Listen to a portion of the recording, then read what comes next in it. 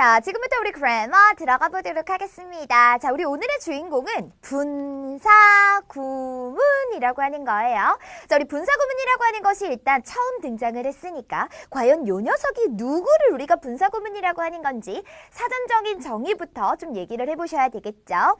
자, 우리 사전적인 정의는 이겁니다. 부사절을 분사로 이용하여 간결하게 표현한 문장을 바로 분사구문이라고 한대요. 자, 한국어인데 여러분들 바로 혹시 이해가 되실까요? 부사절이 뭐지? 분사가 뭐지? 일단 여러분들이 이 개념을 아셔야만 바로 분사구문이라고 하는 게 이해가 되실 거잖아요. 그래서 선생님이 또 준비를 했죠. 자, 기본 다지기를 통해서 우선 부사절이 무엇인지, 분사가 무엇인지 그거부터 먼저 얘기하고요. 그리고 오늘의 공부 분사구문 얘기를 좀 한번 해보도록 하겠습니다. 자, 우리 부사절이라고 하는 것부터 좀 얘기 한번 해보죠. 자, 이걸 끊어서 한번 생각해 볼게요. 부사. 우리 단어들, 품사들 중에서 부사 잘 알고 있으시죠? 그 개념은 부사라고 하는 거. 정말, 너무 이런 거 기본적으로 우리 부사라고 하는 얘긴데요. 자, 절이라고 하는 말이 붙었대요. 그럼 무슨 말이냐면 주어 동사라고 하는 거죠.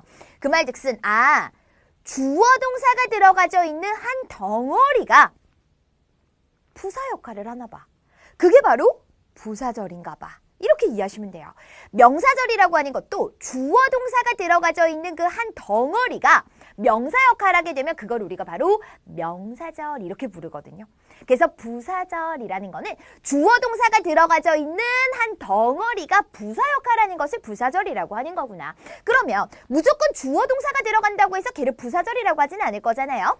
어떤 경우의 수에서 우리가 바로 부사절이라고 하는지 지금부터 선생님과 좀 정리를 한번 해보도록 하죠. 자, 내가 영어 문장을 만들고 싶은데 우리 기본적으로 주어 동사라고 하는 것은 한 문장에 하나 들어오셔야 돼요. 그치? 그런데 내가 주저리 말하려고 하다 보니까 주어 동사를 하나 더 데리고 와야 될 때가 있더라라는 겁니다. 근데 이렇게 되면 문법상 틀렸다라는 거죠. 원래 한 문장에 주어 동사는 하나밖에 못 적거든요. 그럼 내가 이렇게 두 개를 적고 싶어. 그럴 때 반드시 누가 필요하죠?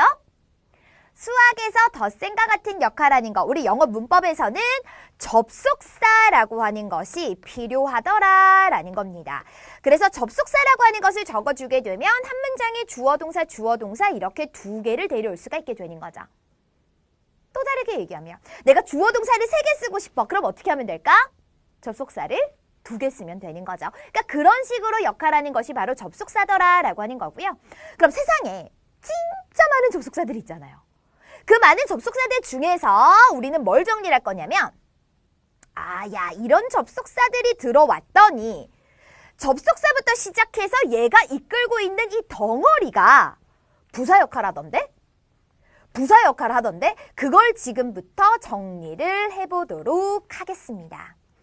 이건요, 여러분들 왜 단어를 외울 때 품사 외우시잖아요. happy 하면 형용사요. name 하면 명사요. 그러니까 이런 식으로 단어를 외울 때 얘는 형용사입니다, 부사입니다, 명사입니다, 동사입니다. 품사 외워주는 것처럼 여러분들이 접속사를 외우실 때도요. 접속사가 이끌고 있는 한 덩어리가 무슨 역할을 하는지는 꼭 외우셔야 되는 거죠. 그래서 우리가 중학교 1학년 때 뭘 배웠었냐면 접속사 대시 들어오니까 대주어 동사 한 덩어리는 명사 역할 하던데. 그거 배웠던 거죠. 명사절. 그다음 관계대명사 와시 들어오니까 걔가 이끌고 있는 것도 명사 역할 하던데요. 명사절. 그런 식으로 여러분들은 덩어리가 이끌고 있는 품사가 무엇인지 반드시 정리가 되어 있으셔야 되고 지금부터 우리가 정리하게 될 건 뭐라고요? 이러한 접속사가 오니까 얘들이 이끌고 있는 덩어리가 부사 역할을 하는 주어 동사던데요. 부사절이던데요. 그걸 지금부터 얘기를 좀 해보도록 할게요. 자, 우리 접속사 어떤 아이가 들어오게 되면 우리는 그것을 바로 부사절이요 라고 얘기를 하냐면 기본적으로는 조, 양, 이, 때라고 합니다. 조양이 때, 조양이 때. 자, 조는 바로 뭐냐면 조건이고요. 양은 양보고요. 이는 이유고요. 때는 시간입니다. 이런 의미를 나타내는 접속사가 들어오게 되면 얘들이 이끌고 있는 덩어리는 우리가 다 부사절이요 라고 할 거예요. 자, 대표적으로 누가 있냐? 조건이라고 하면 우리 조건을 다는 거죠. 만약 뭐뭐라면 if, 만약 뭐뭐 아니라면 unless 이런 아이들이 있는 거죠.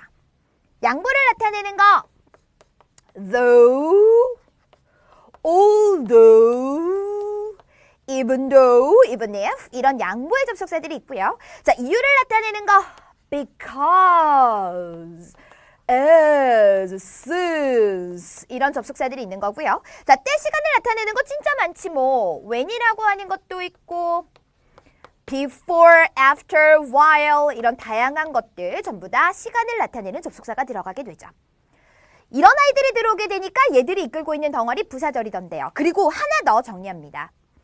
분사구문 파트에서 여러분들이 또 알아둬야 되는 게 뭐냐면 동시동작 의미를 나타내는 접속사들도 있던데 동시동작이라고 하는 것은 말 그대로 동시에 하는 동작을 보여줘서 해석하실 때 뭐뭐 하면서 이렇게 해석되는 접속사 대표적으로 while, as, 그리고 and까지 들어가는 겁니다. 그래서 요런 아이들이 접속사가 들어오죠? 그럼 접속사가 이끌고 있는 주어 동사는 무슨 역할을 한다고요? 통째로 묶어서 부사 역할을 하게 되는 주어 동사요. 그래서 우리는 이름을 부사절이요 라고 부르게 되는 거고요. 접속사가 이끌지 않는 여기 나머지 주어 동사 들어간 절, 이 절을 우리는 바로 뭐라고 불러?